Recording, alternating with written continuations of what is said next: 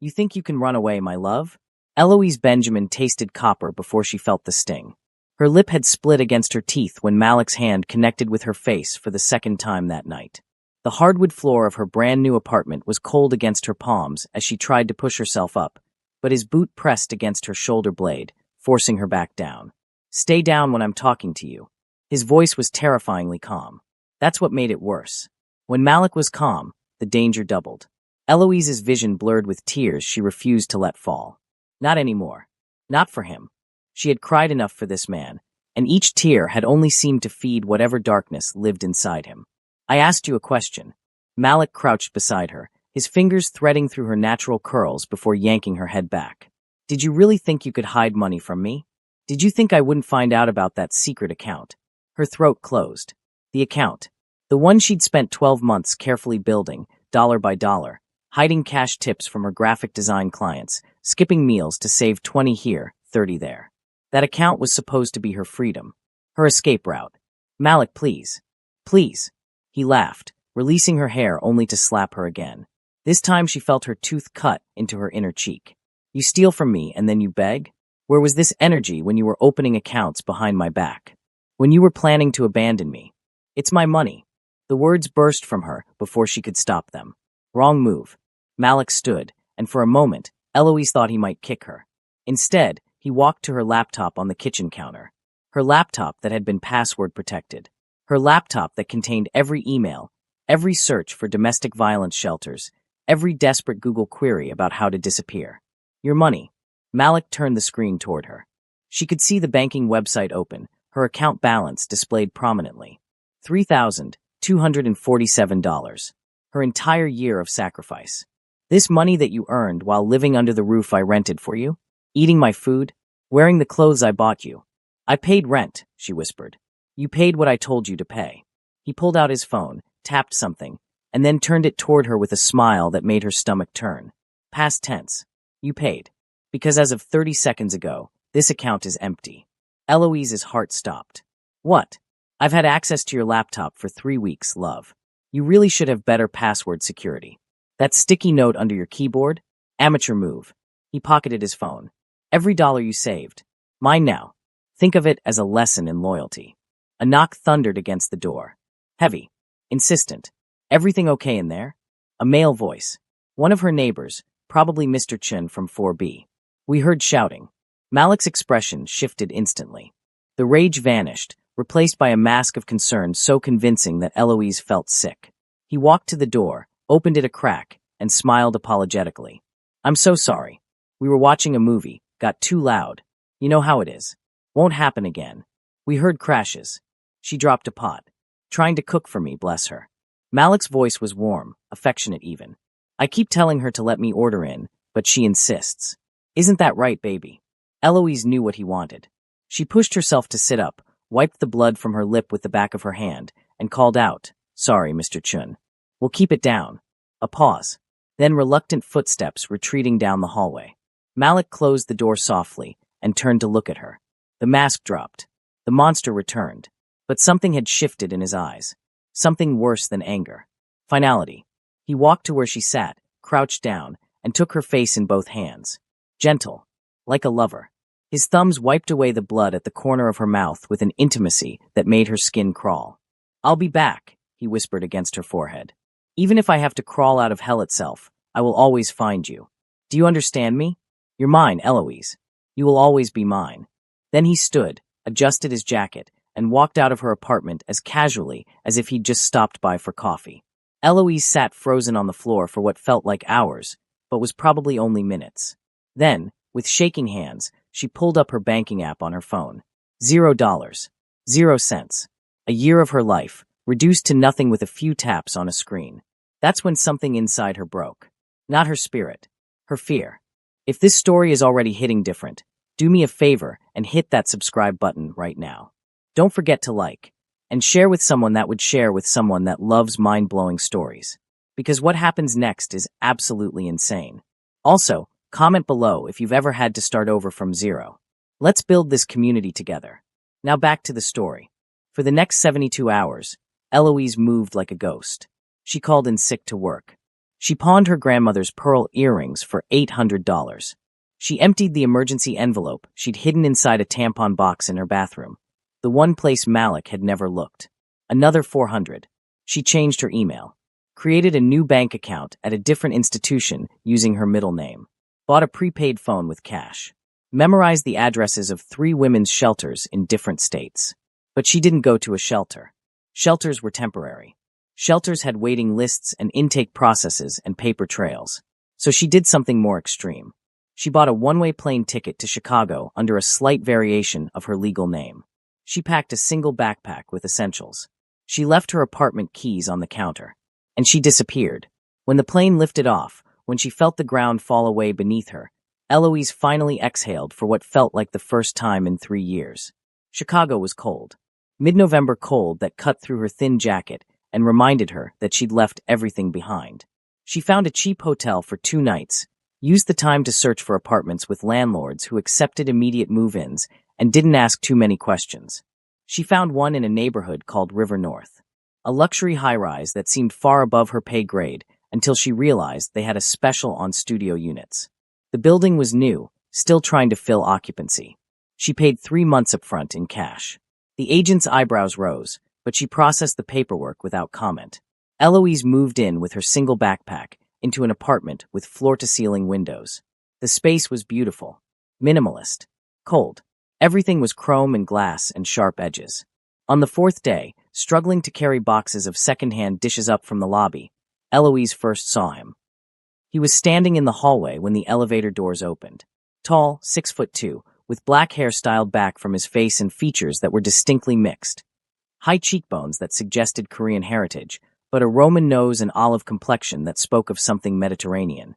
He wore a black suit that was expensive and custom-made. She tried to hurry past him to her door, the boxes awkward in her arms, but one shifted and dishes rattled dangerously. Careful. His voice was deep, accented in a way she couldn't quite place. I'm fine. She didn't look at him. Looking at men in hallways, making eye contact, smiling politely. Those were things that got you in trouble. She heard him take a step closer, and her entire body tensed. You're in 14C. It wasn't a question. Yes. She fumbled for her keys with one hand while balancing the boxes with the other. I'm in 14D. Next door. Eloise finally looked at him then, just a quick glance to assess the threat level. What she saw made her breath catch, and not from fear. He was beautiful in a dangerous way. Dark eyes that seemed to catalog everything about her in a single sweep. A jaw that could cut glass. But it was his hands she noticed most. One was tucked in his pocket. The other held his phone, and across the knuckles was a tattoo in Korean characters she couldn't read. Okay, she managed. Nice to meet you. Jehun Vareli. He didn't extend his hand. Just watched her struggle with her keys. She got the door open finally, practically falling into her apartment with the boxes. Welcome to the building, Eloise Benjamin. She froze. She hadn't told him her name.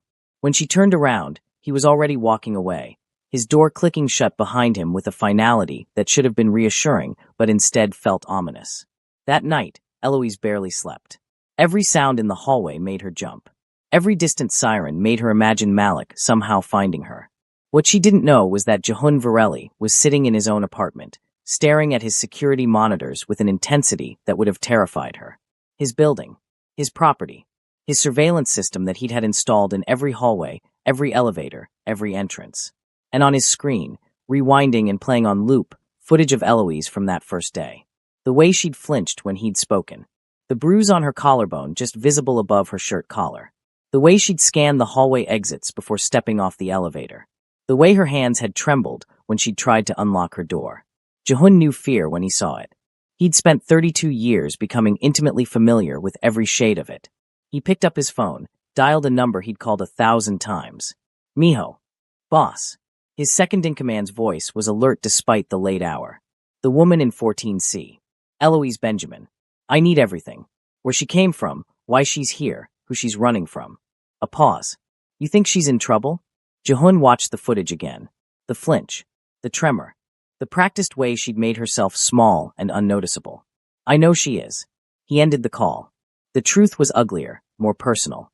His sister had worn that same expression for 2 years before her boyfriend's fists had finally killed her. Jehun had been 19, powerless, too young in the organization to have the resources to help her. She'd asked him for help once, and he'd told her to be patient, to wait until he had more pull. She'd been dead within a month. He would not watch it happen again. Not under his roof. Not while he had the power to prevent it. Over the next 3 weeks, Jehun learned everything about Eloise Benjamin. Miho was thorough. 26 years old. Graphic designer. Freelance. Born in Atlanta, lived there until 3 weeks ago. Mother deceased. No father on record. No siblings. No criminal record. But there was a boyfriend.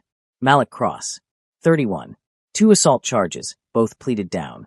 Multiple complaints filed against him by ex-girlfriends, none of which had stuck.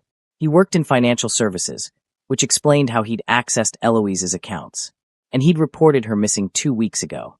He's looking for her, Miho had said, sliding the file across Jehun's desk. Posted on social media, filed a report, even hired a private investigator. Where is he now? Atlanta. As far as we can tell. Jehun had closed the file.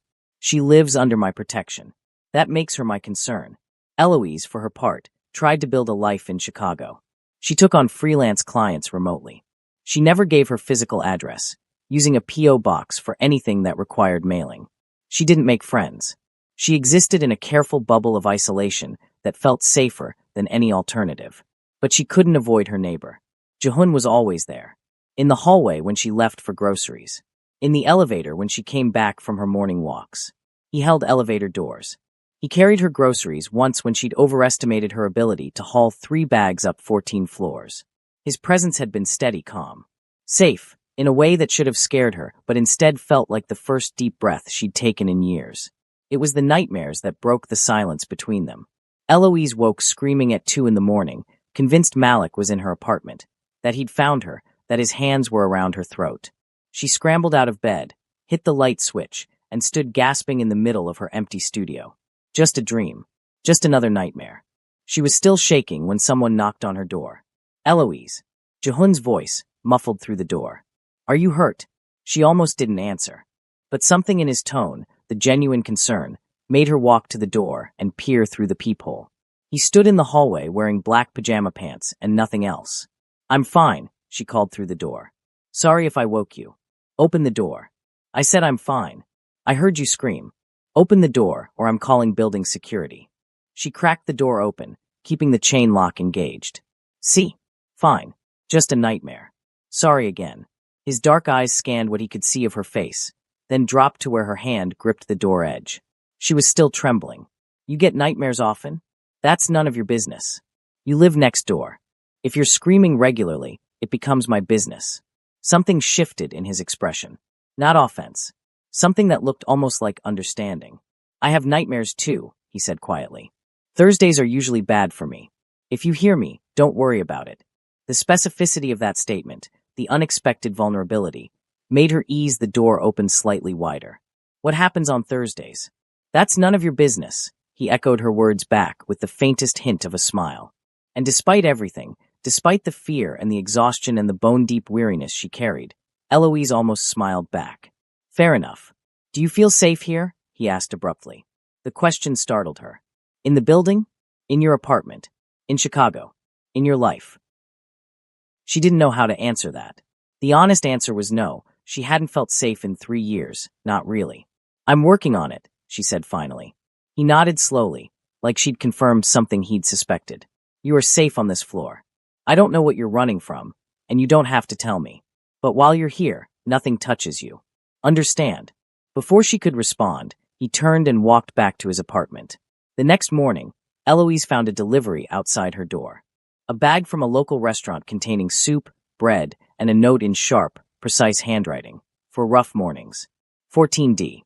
1 week later, everything changed. Eloise had started working at a coffee shop part-time, supplementing her freelance income. She'd just finished an evening shift and was walking toward the train station when she felt it. That crawling sensation on the back of her neck that said someone was watching. She'd felt it before. In Atlanta. With Malik. Her pace quickened. She made it to the train platform, positioned herself near a group of college students, and tried to breathe normally. Then she saw him. Not Malik. A man she didn't recognize, but who was definitely watching her. Late 30s, average build, holding a phone like he was taking pictures. Her blood turned to ice. She got on the train when it arrived, changed cars twice, got off 3 stops early, and took a cab the rest of the way back to her building.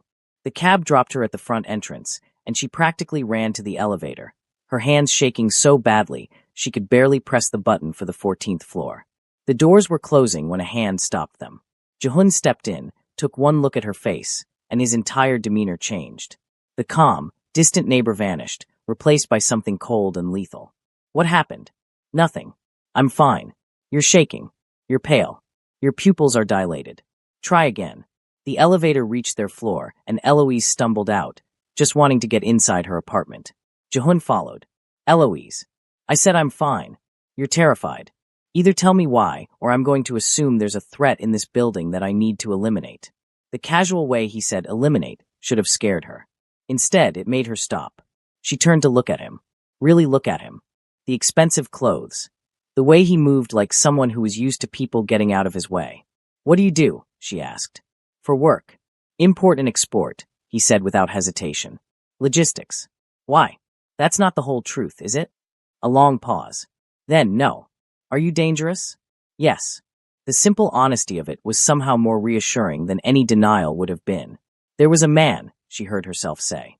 Following me. Taking pictures, I think. I lost him, but... Description. She told him. Everything she could remember. He pulled out his phone, made a call, spoke rapid Korean interspersed with Italian. When he hung up, his expression was grim. Go inside. Lock your door. Don't open it for anyone but me. What are you going to do? Find out who's interested in you and explain why that's a bad idea. He was already walking away when she called out, Jehun. He stopped. Thank you. He didn't turn around. Thank me when you're actually safe. Eloise did as he'd instructed. Locked her door. Checked every window. Then she sat on her couch and waited, because somehow she knew he'd come back. He did, 2 hours later. His knuckles were bruised when he knocked. She opened the door without checking the peephole first, which would have been stupid except she knew his knock now. It was a private investigator, Jehun said without preamble. Hired 3 days ago by someone in Atlanta. I've sent him home with an explanation that his client's money isn't worth the consequences of continuing. Eloise's legs went weak. She sat down hard on the arm of her couch. Malik hired him. I assumed. Want to tell me who Malik is? My ex-boyfriend. Want to tell me why you're running from your ex-boyfriend? Not particularly. Jehun studied her for a long moment, then nodded. Fair. But I need to know if he's going to escalate. If he's just looking for you, or if he's the type to come after you himself. Eloise thought about the threat Malik had whispered in her ear that night. Even if I have to crawl out of hell. He'll come, she said quietly. Eventually. He doesn't let go of things that belong to him. You don't belong to anyone. Try telling him that. I will. Jehun stepped into her apartment, closed the door behind him. If he comes, when he comes, I'll tell him exactly that before I make sure he never bothers you again. You can't just kill someone because they're looking for me. I didn't kill the investigator. He examined his bruised knuckles. Just discouraged him strongly. Jehun, I can't ask you to get involved in this. You don't even know me. You live under my protection. He said it like it was simple, like it explained everything. That means something to me, even if it means nothing to you. Why? The question burst out of her. Why do you care? For the first time since she'd met him, something raw crossed his face. Pain, old and deep. I had a sister, he said finally. Sujin. She was dating someone. He hit her. I was young, didn't have the resources then that I have now. I told her to wait, that I'd help her when I could. Past tense. Had a sister. She didn't wait, Eloise whispered. She couldn't. He killed her. Jehun's voice was flat, emotionless, but his hands were clenched. I found her body. I was 19, and I made a promise that day that I would never let it happen again. Not if I had the power to prevent it. I'm sorry. Don't be sorry. Be smart. Is he violent? Eloise touched her lip, remembering the split that had finally healed. Yes. Has he ever threatened to kill you? She nodded. Then this isn't about you asking me for help. This is about me telling you that help isn't optional. I won't sit back and watch another woman die because I had the power to prevent it and chose not to act. The certainty in his voice, the cold promise, should have scared her. Maybe it did, a little. But underneath the fear was something else. Something she hadn't felt in so long she'd almost forgotten the shape of it. Relief. Okay, she said. Okay. I won't fight you on this. But I need you to understand something. I'm not helpless. I left. I disappeared. I've been handling this on my own because I had to. I'm not looking for someone to rescue me. Good. Jehun moved toward the door. I don't rescue people. I eliminate threats. There's a difference. He was almost out when she called his name again. Jehun, what import business are you really in? He smiled then, and it was sharp and dangerous and somehow beautiful. The kind where people do what I tell them to. Sleep well, Eloise. You're safe tonight. The door closed behind him with a soft click. And for the first time since she'd arrived in Chicago, Eloise actually believed it might be true. What neither of them knew was that 500 miles away in Atlanta, Malik Cross had just received a phone call from his private investigator. I found her. Chicago. But I'm out. Refunding half your money. This isn't worth it. What are you talking about? I paid you to find her, not give up. I'm not giving up. I'm preserving my life. She's under protection. Korean syndicate. I'm not touching that with a 10-foot pole, and if you're smart, neither will you. Malik had ended the call, thrown his phone against the wall, and stood staring at the pieces for a long moment. Then he'd smiled. Korean syndicate. Like that's ever stopped me before. He opened his laptop. Bought a plane ticket to Chicago. One way. Because Malik Cross had never been smart, but he'd always been determined. And what was his would always be his, no matter who tried to stand in his way. 3 weeks passed. Jehun had increased building security without telling Eloise, but she noticed anyway. New cameras. A different security guard at the front desk. This one built like a tank and watching everyone who entered with eyes that missed nothing. You're being obvious, she'd told Jehun one morning in the elevator. Good. I want anyone looking for you to know you're protected. She couldn't argue with that logic, even if part of her chafed at being protected without being consulted. But the rest of her, the part that still jumped at loud noises and checked over her shoulder constantly, was grateful in a way she didn't know how to express. Jehun continued to appear at strange times. In the hallway when she came home from work. In the lobby when she left for her morning walks. Once, he'd shown up at the coffee shop where she worked, ordered an Americano he didn't drink, and sat in the corner for her entire shift. The thing was Jehun scared her. Not in the way Malik had scared her. There was no cruelty in him, no joy in exerting power over someone weaker. But he scared her because of how much she was starting to rely on him.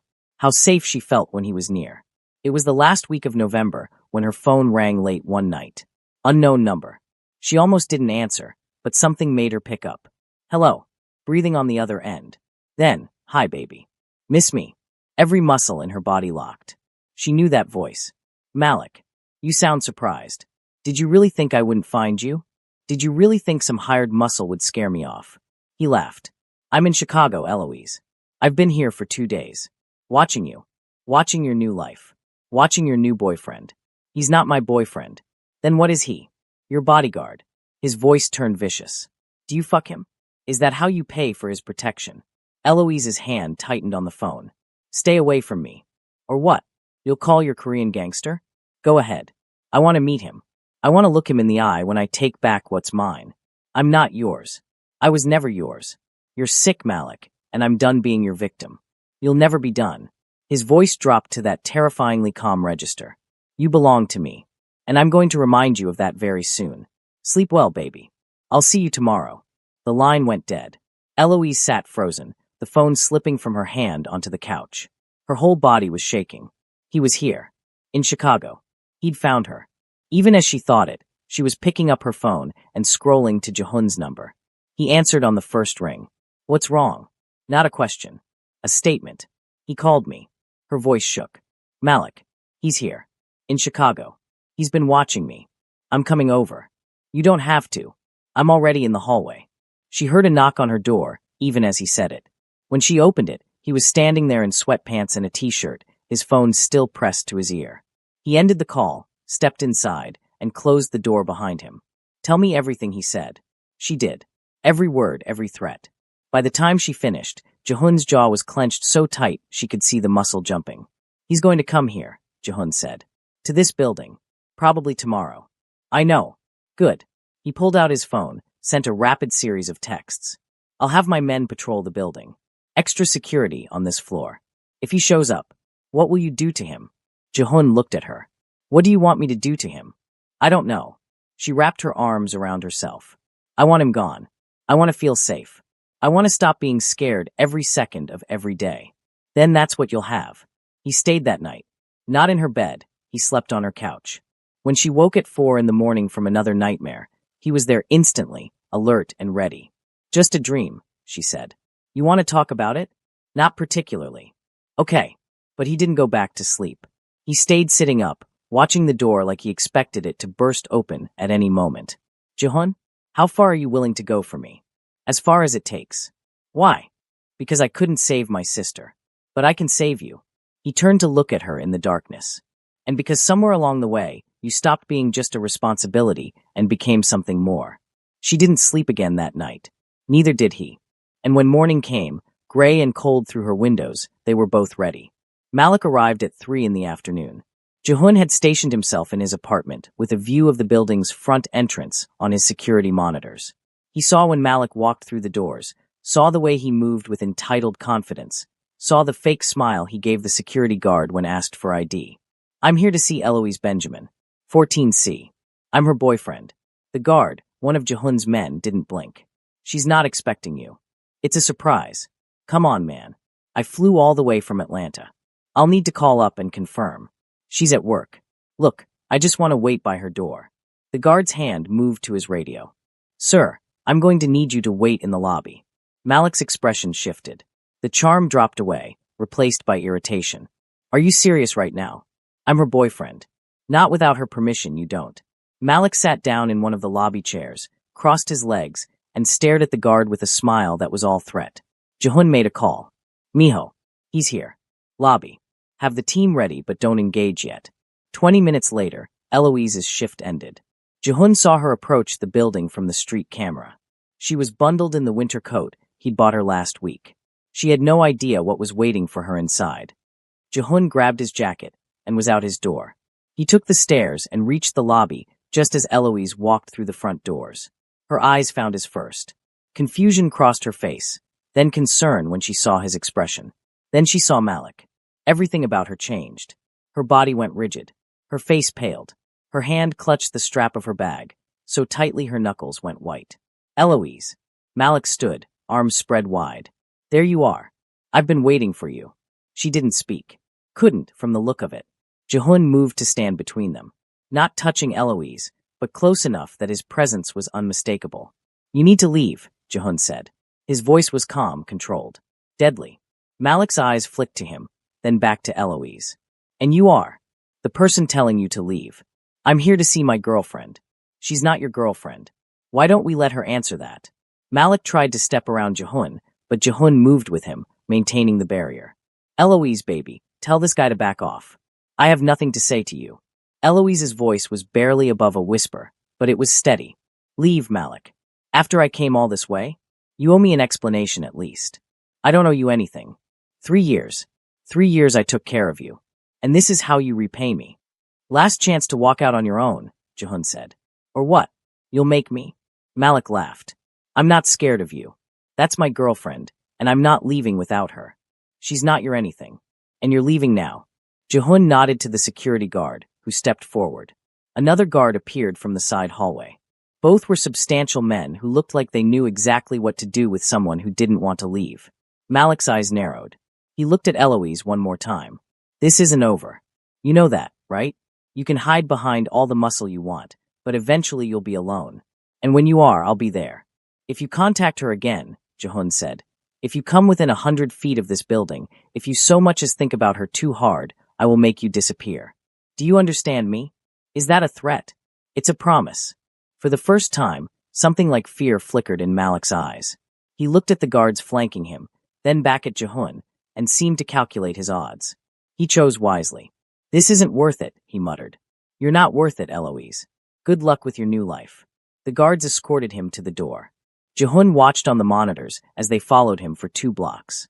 When he turned back, Eloise was shaking. Full-body tremors that she couldn't control. Hey, Jihun stepped closer. He's gone. He'll come back. Not if he's smart. He's not smart. He's obsessive. She looked up at Jihun with eyes that were too bright. You don't know him like I do. Jihun pulled out his phone, made a call. Miho, I need a tail on Malik Cross. 24/7. He hung up, then looked back at Eloise. Come on, let's get you upstairs. In the elevator, she finally spoke. Thank you. For being there. Don't thank me yet. This was just the first round. They reached the 14th floor. Jihun walked her to her door, waited while she fumbled with her keys.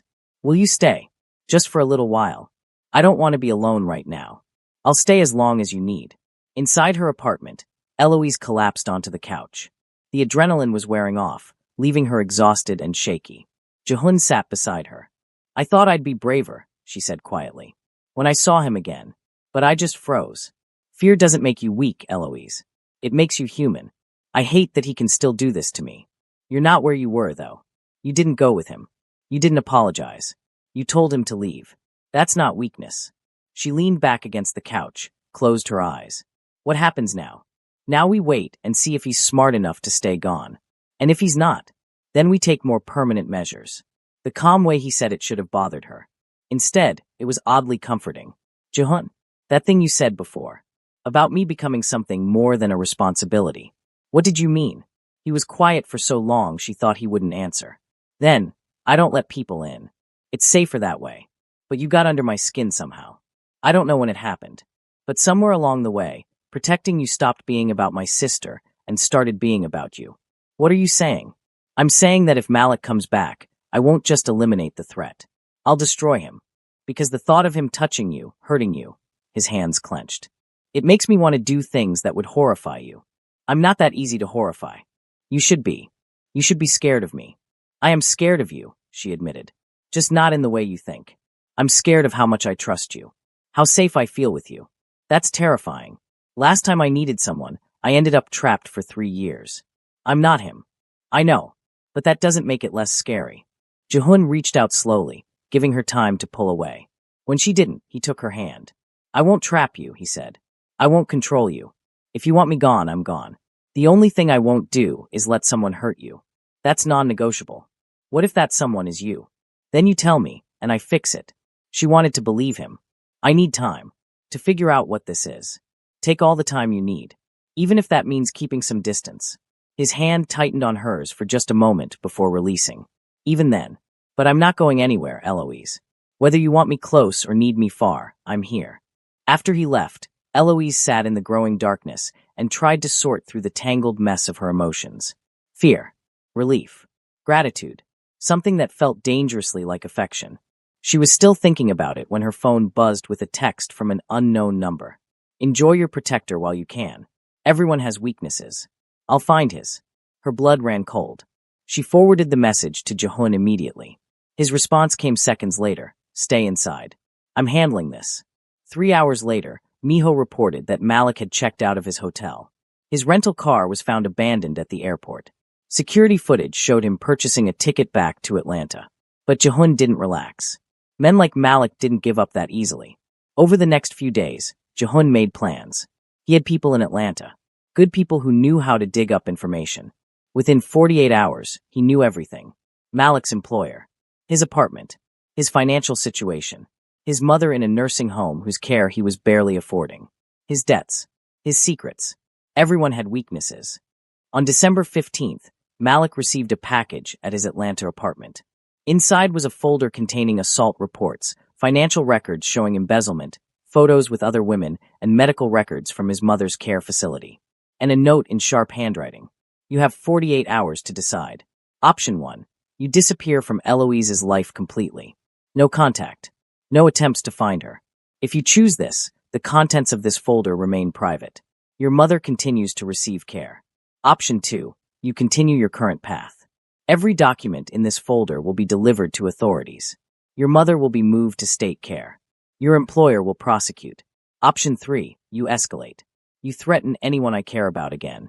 If you choose this, option 2 looks merciful. I will make you disappear. You have 48 hours. Reply with done for option 1. Silence means option 2. Anything else means option 3. Choose wisely. JV. Malik stared at the documents spread across his kitchen table. His hands were shaking. He looked at the medical records. His mother's Alzheimer's was advanced. If she was moved to state care, he looked at the financial documents. If they audited, he looked at the assault reports. If they surfaced now, every piece of leverage he'd thought he had evaporated. This wasn't a street thug. This was someone with resources, connections, and a complete lack of mercy. Malik's phone was still open to the text screen. He stared at it for a long time. Then, with hands that trembled with suppressed rage, he typed a single word. Done. Hit send. Threw his phone across the room. Screamed his frustration into the empty apartment. But it was done. Back in Chicago, Jehun's phone buzzed with the message. He showed it to Miho, who nodded approvingly. You think he'll honor it? Miho asked. I think he's smart enough to know I wasn't bluffing. Most men, when faced with that level of consequence, stay in line. And if he doesn't, then I keep my promise. And he disappears. Malik didn't contact Eloise again. Didn't fly to Chicago. Didn't hire investigators. Within 2 weeks, he'd quietly quit his job and moved to Tennessee. Far from Atlanta. Far from Chicago. When Jehun told Eloise it was over, that Malik had agreed to leave her alone, she didn't believe it at first. Just like that, he just gave up. I gave him incentive. Significant incentive. What did you do? I showed him that I had the power to destroy everything he valued more than his obsession with you. She sank onto his couch. It's really over? It's really over. I'll keep surveillance on him for the next 6 months. But yes, he's gone. Eloise started crying then. Not sad tears. Relief. Pure, overwhelming relief. Jehun sat beside her, pulled her into his arms, and let her soak his shirt with tears that had been building for months. You're safe, he murmured. You're finally safe. When she could breathe again, she pulled back to look at him. Thank you doesn't feel like enough. Then don't thank me. Just live. Be happy. That's all I need. What if what I want includes you? His breath caught. Eloise, I know it's complicated. I know your world is dangerous. But I don't want to run from it. She touched his face. You make me feel safe and strong. You're everything Malik wasn't. I'm dangerous too. In different ways. I know. But you're dangerous to threats, not to me. That's the difference. Are you sure about this? I'm already in your world. Have been since you decided to protect me. The question is whether you want me there as more than someone to protect. Jehun looked at her for a long moment. Then he kissed her. It was gentle at first. Careful. But when she kissed him back, when her hands threaded through his hair and pulled him closer, gentle shifted to something deeper. When they finally broke apart, both breathing hard, he rested his forehead against hers. I want you in every possible way, he said. As someone to protect, yes. But also as someone to laugh with. To build something with. If you're willing to take the risk. I've spent 3 years living in fear.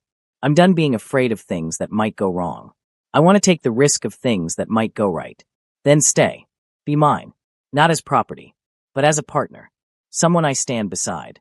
I think I can do that. They spent that night together, wrapped in each other's arms, safe and warm, and finally at peace. For the first time in years, Eloise didn't have nightmares.